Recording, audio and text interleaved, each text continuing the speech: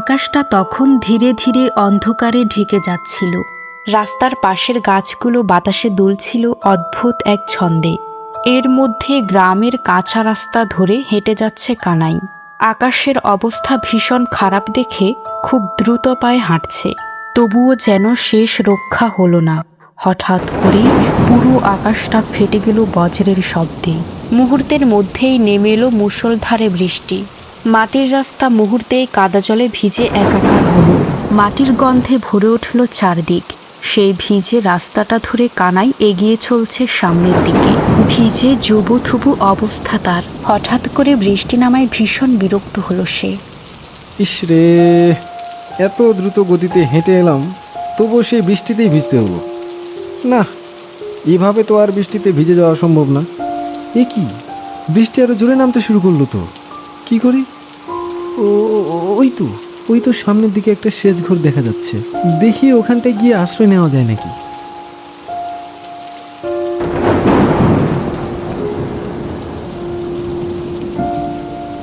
সেচ ঘরের ভেতরে এসে দাঁড়ালো কানাই। হাঁপাতে হাঁপাতে সামনের দিকে তাকাতে এসে দেখতে পেল আগে থেকেই দুজন লোক সেখানটায় দাঁড়িয়ে আছে। কানাই তাদের দেখে মৃদু হাসল। বলছিলাম যে দাদা, আপনারাও বুঝি আমার মতোই বৃষ্টিতে আটকে গেছেন? আর বলবেন না দাদা, কাজ ছেড়ে বাড়ি ফিরছিলাম, এমন সময় ঝমঝম করে এই বৃষ্টিটা নামলো। কেমন লাগে বলুন তো? একদম একদম দাদা। তা দাদা, আপনি কত দূর যাবেন? এই সামনের গ্রামটাতেই যাব দাদা, আরও ধরেন মাইলখানেক হাঁটতে হবে। আমারও তো একই অবস্থা দাদা, অফিস থেকে বাড়ি ফিরছি, দেখুন না বাড়িতে যেতে না যেতেই কেমন বৃষ্টিতে আটকে গেলাম। আমিও তো দাদা ওই দিকেই যাব। ভালোই হলো, একসাথেই যাওয়া যাবে। আচ্ছা দাদা, একটা বিষয় লক্ষ্য করেছেন? হঠাৎ করেই বাইরের হাওয়ার বেগ তীব্র হলো না? লক্ষ্য করেছি মানে? সেই হাওয়ার ঝাপটা এসে রীতিমতো আমার শরীরটাকে জ্বালিয়ে দিয়েছে। হাওয়াটা আমার শরীরে লাগতেই শরীরটা কেমন জ্বলতে শুরু করেছে দাদা। আর হাওয়াটাও কেমন কেমন গরম ছিল। জ্বালিয়ে দিয়েছে মানে? কি বলছেন কি এসব? কানাইয়ের কথা শুনে বেশ অবাক হয়ে গেল নিমাই ও বলাই। তাদের মনে প্রশ্ন জাগতে শুরু করলো, হাওয়া আবার গরম হয় কি করে? বলছিলাম যে ভাই, হাওয়া আবার গরম হয় কি করে? আমিও তো কিছুই বুঝতে পারছি না দাদা।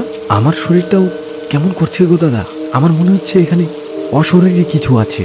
আরে ধ্যাত, এসব অশরীরী বলতে কিছু আছে নাকি? ঠিক সেই সময় সেচ ঘরের চারপাশে একটা সাদা আত্মা ঘুরতে শুরু করলো, যা দেখে আরো বেশি আতঙ্কিত হয়ে গেল সবাই। আত্মাটি চারপাশে ঘুরছে আর ভয়ঙ্কর কণ্ঠে হাসছে।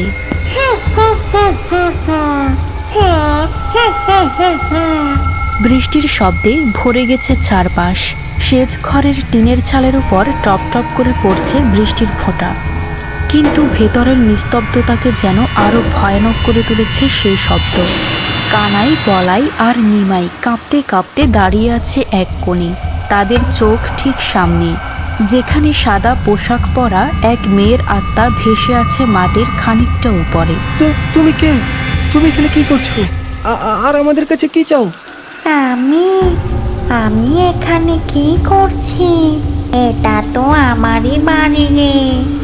বরং তোরা বল, আমার বাড়িতে তোরা কি করছিস?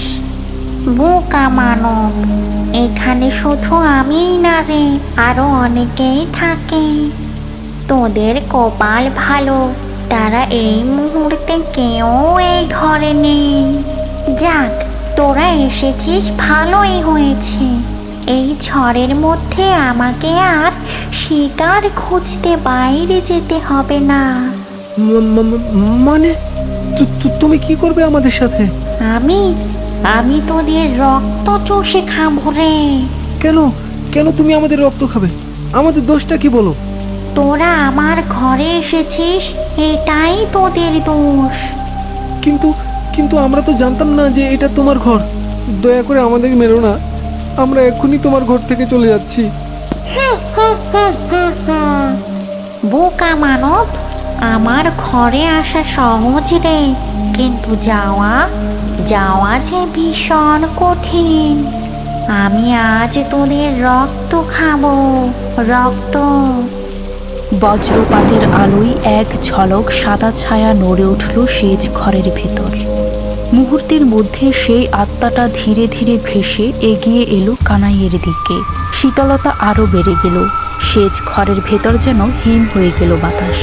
কানাই, বলাই আর নিমাই স্থির হয়ে দাঁড়িয়ে আছে। তাদের চোখ দুটো বড় বড় করে তাকিয়ে আছে সেই ভেসে আসা আত্মার দিকে। আত্মার মুখের হাসিটা এখন আরো গভীর হয়ে গেল। তার চোখ দুটো রক্তলাল হয়ে জ্বলজ্বল করছে। পুরো ঘরে কেবল সেই আত্মার অট্ট হাসি ভেসে আসতে লাগলো। তোরা আজকেও আমার হাত থেকে বাঁচতে পারবি না। দাদা, আমার মনে হচ্ছে আমরা খুব বাজেভাবে ফেঁসে গেছি। আমারও তো তাই মনে হচ্ছে দাদা, কিন্তু এই ভূতের হাত থেকে আমরা এখন পালাবো কি করে? জানি না দাদা, তবে এতটুকু জানি যেভাবেই হোক আমাদের পালাতে হবে। ভয়ঙ্করভাবে হাসতে হাসতে আত্মাটি তার লম্বা হাত বাড়িয়ে দিল নিমাইয়ের দিকে।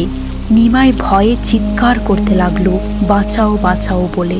বাঁচাও, আমাকে বাঁচাও, কে আছো? ও দাদা, আমাকে বাঁচাও। দাদা, আর কোনো উপায় নেই, আমাদের এক্ষুনি পালাতে হবে। কিন্তু দাদা, আমরা পালাবো কিভাবে? ওই আত্মাটা তো আমাদের ঘিরে ধরেছে।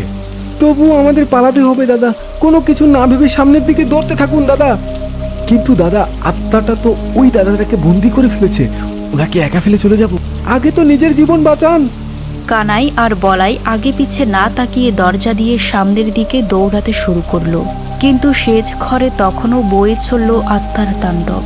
কে আছো? ও দাদা, আমাকে বাঁচাও।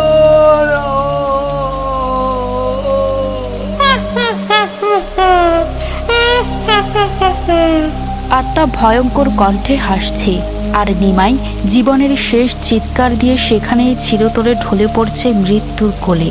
মেঝের উপর কেবলমাত্র নিমাইয়ের নিথর দেহ পড়ে থাকতে দেখা গেল তখন। রাস্তার ধারে দাঁড়িয়ে আছে কানাই আর বলাই। তাদের চোখে মুখে এখনো একটা আতঙ্ক বিরাজ করছে। তারা সেই আত্মার হাত থেকে বেঁচে ফিরল ঠিকই, কিন্তু নিমাই বাঁচতে পারল না। সেই সেচ ঘরের মেঝেতে পড়ে রইল ক্ষতবিক্ষত নিমাইয়ের নিথর দেহ। কানাই আর বলাইয়ের চোখে মুখে এখন আতঙ্কের পাশাপাশি গভীর শোকের ছাপ। ঝড় বৃষ্টি থেমেছে বটে, কিন্তু বাতাসে এখনো কাঁপুনি আর হাহাকারের শব্দ ভেসে আসছে। নিমাই যে আর কখনোই ফিরবে না সেটা এতক্ষণে বুঝে গেছে তারা দুজনেই।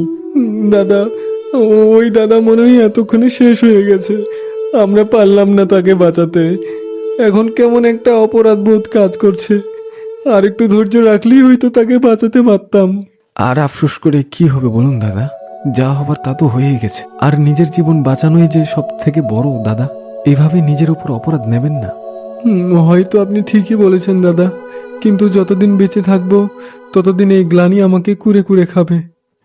দাদা, এখন চলুন নিজেদের বাড়ি ফিরে যাই। হ্যাঁ হ্যাঁ দাদা, চলুন।